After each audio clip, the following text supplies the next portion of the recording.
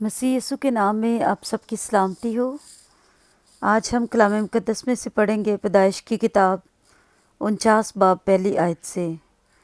और याकूब ने अपने बेटों को ये कहकर बुलवाया कि तुम सब जमा हो जाओ, ताकि मैं तुमको बताऊं कि आखिरी दिनों में तुम पर क्या क्या गुजरेगा।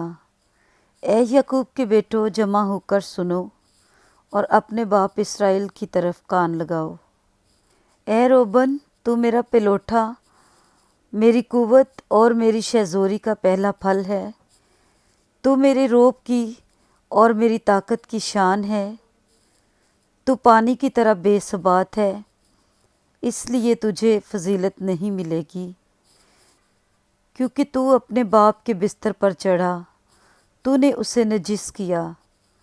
रोबन मेरे बिछोने पर चढ़ गया।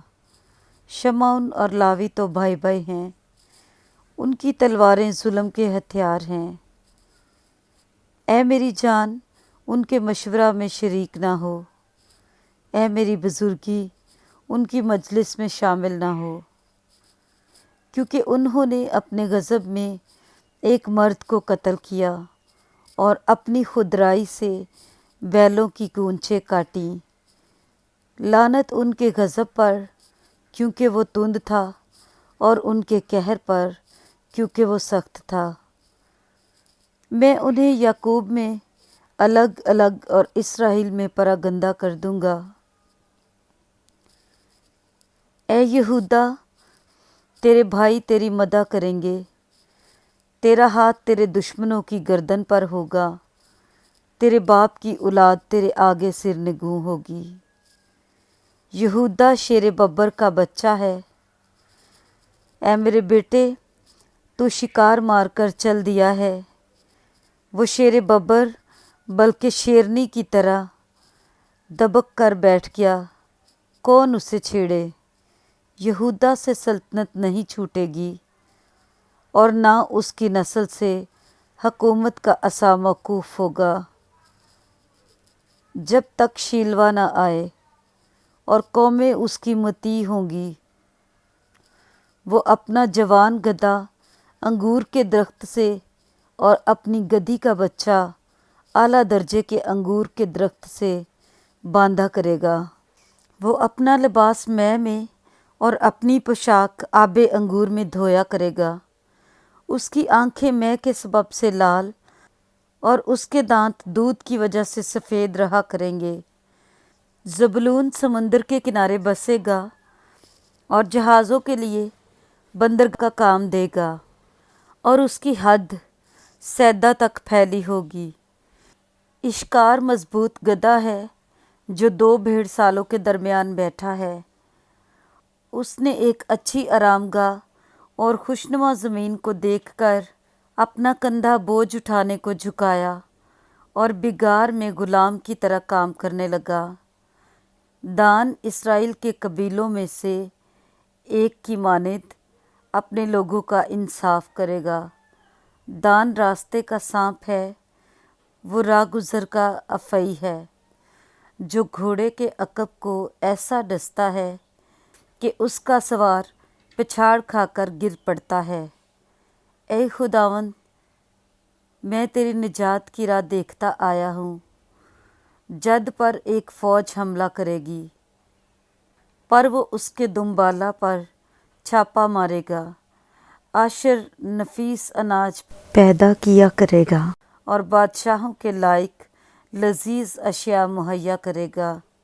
नफ्ताली ऐसा है जैसे छूटी हुई हरनी, वो मीठी मीठी बातें करता है। यूसुफ एक फलदार पौधा है, ऐसा फलदार पौधा जो पानी के चश्मा के पास लगा हुआ हो और उसकी शाखें दीवार पर फैल गई हों। तीर अंदाजों ने उसे बहुत छेड़ा और मारा और सिताया, लेकिन उसकी कमान मजबूत रही और उसके हाथों और बाजुओं ने याकूब के कादर के हाथ से कुव्वत पाई। वहीं से वो चौपान उठा जो इसराइल की चट्टान है। ये तेरे बाप के खुदा का काम है जो तेरी मदद करेगा। उसी कादर मुतलक का काम जो ऊपर से आसमान की बरकतें और नीचे से गहरे समुंदर की बरकतें और छातियों और रहमों की बरकतें अता करेगा। तेरे बाप की बरकतें मेरे बाप दादा की बरकतों से कहीं ज़्यादा हैं और कदीम पहाड़ों की इंतहा तक पहुँची हैं। वो यूसुफ के सर बल्कि उसके सर की चांदी पर जो अपने भाइयों से जुदा हुआ नाजिल होंगी। बिन्यामीन फाड़ने वाला भेड़िया है, वो सुबह को शिकार खाएगा और शाम को लूट का माल बांटेगा। इसराइल के 12 कबीले यही हैं और उनके बाप ने जो जो बातें कहकर उनको बरकत दी वो भी यही हैं। हर एक को उसकी बरकत के मुआफिक उसने बरकत दी। फिर उसने उनको हुक्म किया और कहा, मैं अपने लोगों में शामिल होने पर हूँ। मुझे मेरे बाप दादा के पास उस मुगारा में जो इफ्रून हित्ती के खेत में है दफन करना, यानी उस मुगारा में जो मुल्के किनान में ममरे के सामने मकफीला के खेत में है, जिसे इब्राहिम ने खेत समेत इफ्रून हित्ती से मूल लिया था ताकि गोरिस्तान के लिए वो उसकी मलकियत बन जाए।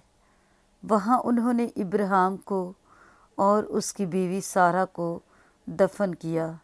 वहीं उन्होंने इसहाक और उसकी बीवी रिबका को दफन किया और वहीं मैंने भी लिया को दफन किया, यानी उसी खेत के मुगारा में जो बनी हित से ख़रीदा था।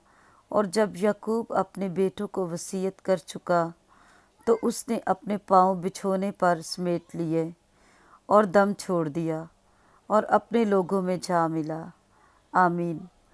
पाक कलाम के पढ़े और सुने जाने पर खुदावंद की बरकत हो। आमीन।